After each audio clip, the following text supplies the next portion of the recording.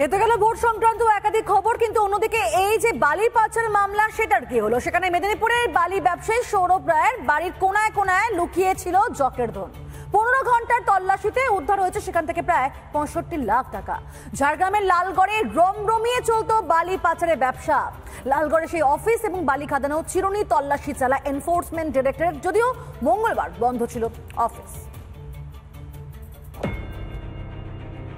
বালি পাচারের তদন্তে নেমে মেদিনীপুরের সৌরভ রায়ের বাড়িতে হানা দিয়ে চোখ ছানা বড়া ইডি আধিকারিকদের।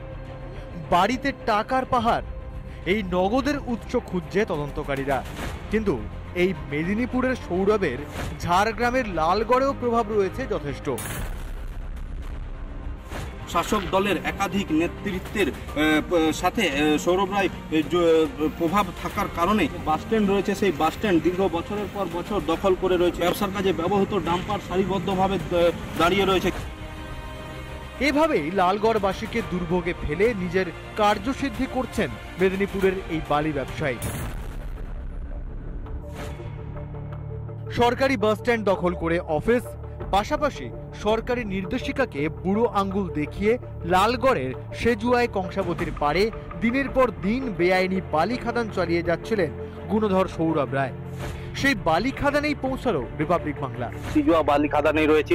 অবৈধভাবে বালি কেটে দিনের পর দিন কংসাবতী নদীর গতিপথ পরিবর্তন করা হয়েছে। দূরে যে এলাকা দেখা যাচ্ছে বালি খাদান, সৌরভ রায়ের অফিস দেখা যাচ্ছে, দূরেই জেসিবি পেলোডার রাখা রয়েছে। অবৈধ বালি খাদান নিয়ে ক্ষোভে ফুঁসছেন এলাকাবাসী। প্রশাসনের একাংশের দিকেই অভিযোগের আঙ্গুল তুলছেন তারা। কেটেছে অনেকটাই। এটা কি নিয়মের মধ্যে পড়ে না? বর্ষাকালে নদীর থেকে কাটাই বালি ওঠার কোনো নিয়ম নেই, ঠিক আছে, কিন্তু ওর কাটাই তো প্রতিবাদ করেছিলেন কিছুদিন আগে গ্রামের লোক, কেন হবে না সিস্টেম? সেজুয়াতে ওভারলোডেড লরির যাতায়াতে রাস্তার হাল বেহাল। গ্রামবাসীদের অভিযোগ, মুখ খুলে নাকি উল্টে বিভিন্ন মামলায় গ্রেফতার করা হয় তাদের। কি বৈধভাবে চলতো? কিছু লাভ হয়নি।